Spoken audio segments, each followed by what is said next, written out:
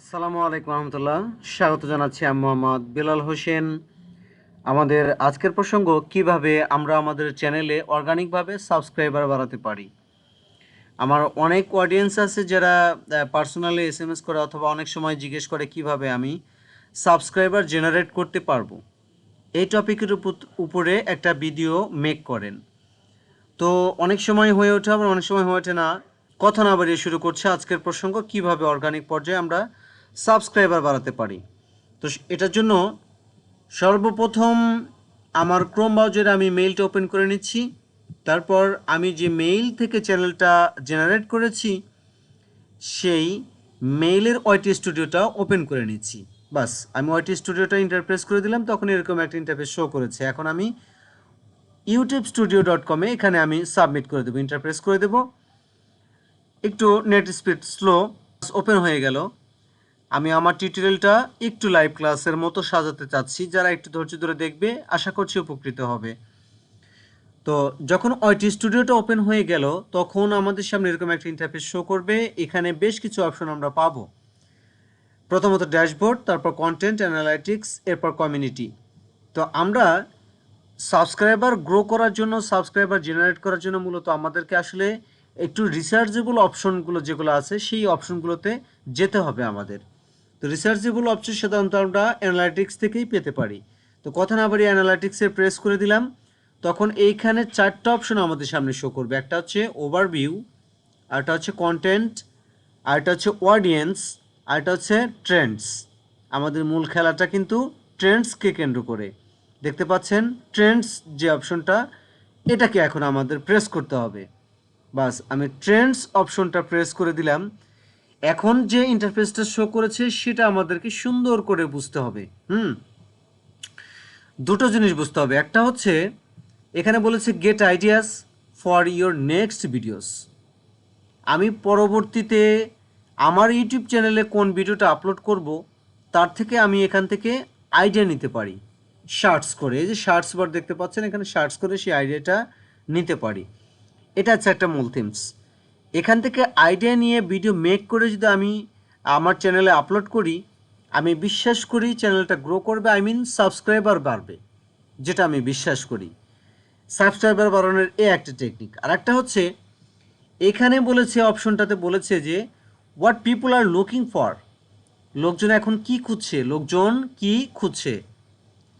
তো সর্বপ্রথম তিনটা টাইটেল আমাদের সামনে শো করেছে। একটা হচ্ছে how to increase subscribers on YouTube channel, কিভাবে একটি ইউটিউব চ্যানেলের সাবস্ক্রাইবার বাড়তে পারে, এ একটা টাইটেল। তার মানে এই টাইটেলের উপরে একটা ভিডিও মেক করতে হবে, অর্থাৎ এই চ্যানেল থেকে অডিয়েন্স খুঁজছে কিভাবে সাবস্ক্রাইবার বাড়ানো যায়, সেই টেকনিকটা খুঁজছে, সেই টপিকের উপর ভিডিও মেক করতে বলেছে আমাকে। তো এখন আমি যদি এই টপিকের উপর ভিত্তি করে একটি ভিডিও মেক করি এবং আমার চ্যানেলে আপলোড করি, আমি বিশ্বাস করি ভালো রেসপন্স পাবো এবং সাবস্ক্রাইবার গ্রো করতে পারবো, যেটা ইউটিউব অ্যালগরিদম আমাদেরকে বলে দিয়েছে। তো ওয়াইটি স্টুডিও থেকে আমরা যেটা জানতে পেরেছি। এরপরের যে বিষয়টা হচ্ছে আমরা একটু লাইভ ক্লাসের মতো চেষ্টা করি। যারা অন্তত নতুন বিগিনার, একদম স্টার্ট আপ পয়েন্টে আছে, তারা, আমি বিশ্বাস করি যে তারা একটু ভালো বুঝবে। দ্বিতীয় সেন্টেন্সটা বলেছে যে learn SEO and digital marketing, অর্থাৎ এসইও শেখো এবং ডিজিটাল মার্কেটিংও শেখো। এসইও সংক্রান্ত কোনো ভিডিও যদি আমরা মেক করি এবং ডিজিটাল মার্কেটিং সংক্রান্ত যদি কোনো মেক করি, এই চ্যানেলে যদি আপলোড করি, তাহলে ভালো রেসপন্স পাবো অডিয়েন্স থেকে।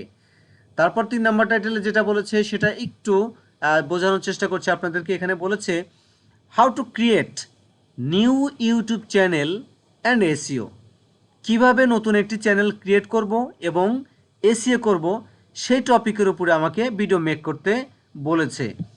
তো এটাকে আমি একটু স্ক্রিনশট নিয়ে রেখে দিলাম আমার টপিকের জন্য, আমার কাজের সুবিধার জন্য। এরপর এখানে বলেছে ডান পাশে শোয়াল। শোয়ালটা অবশ্যই আমাদের জানতে হবে। শোয়ালে এখানে আরও কিছু টপিক আমরা পাবো, কি কি টপিকের উপরে আমাদেরকে ভিডিও মেক করতে বলছে। তারপর বলেছে আমরা 3 নাম্বার পর্যন্ত দেখেছি। 4 নাম্বারে বলেছে YouTube channel watch time. YouTube চ্যানেলের ওয়াচ টাইম কীভাবে জেনারেট করা যায়, ইউটিউব চ্যানেলের ওয়াচ টাইম কীভাবে ফিল আপ করা যায়, সেই টপিকের উপরে আমাদেরকে ভিডিও মেক করতে বলেছে। আমি একটু হাইলাইট করে আপনাদেরকে দেখাচ্ছি ইউটিউব চ্যানেল ওয়াচ টাইম, কীভাবে ইউটিউব চ্যানেলের ওয়াচ টাইম মেকআপ করা সম্ভব। সেই টপিকের উপরে আপনার যদি এই বিষয়ে ভালো আইডিয়া থাকে তাহলে আপনি এই টপিকের উপরে একটি ভিডিও আপলোড করবেন। আমি বিশ্বাস করি অডিয়েন্স থেকে রেসপন্স পাবেন এবং সাবস্ক্রাইবার গ্রো করতে পারবেন। তারপর যেটা বলেছে Google keyword planner for SEO. Google keyword research করে, হ্যাঁ, সেখান থেকে একটা প্ল্যান করে সেই প্ল্যানার থেকে একটা কি করতে হবে, এসইও করতে হবে। তো এখন গুগল কিওয়ার্ড কি বোঝায়, এই টপিক সম্পর্কে কারো যদি অজানা থাকে তাহলে একটু সামান্য ধারণা দেওয়ার চেষ্টা করছি। গুগল কিওয়ার্ড হচ্ছে আমরা গুগলে বা ইউটিউবে যে কথাগুলো লিখে আমরা আমাদের কাঙ্ক্ষিত জিনিস খুঁজে বের করি সেটাকে আমরা এসইও বলে থাকি, অর্থাৎ সার্চ ইঞ্জিন অপটিমাইজেশন বলে থাকি। কিন্তু যে কথাগুলো লিখলাম সে কথাগুলো হচ্ছে কিওয়ার্ড। এটাকে যদি একটু প্র্যাকটিক্যাল করতে চাই তাহলে আমি আপনাদেরকে একটু থিওরিক্যালি বোঝাচ্ছি। ধরে নিচ্ছি যে এখন আমরা একটা সাদা রঙের ঘড়ি কিনবো।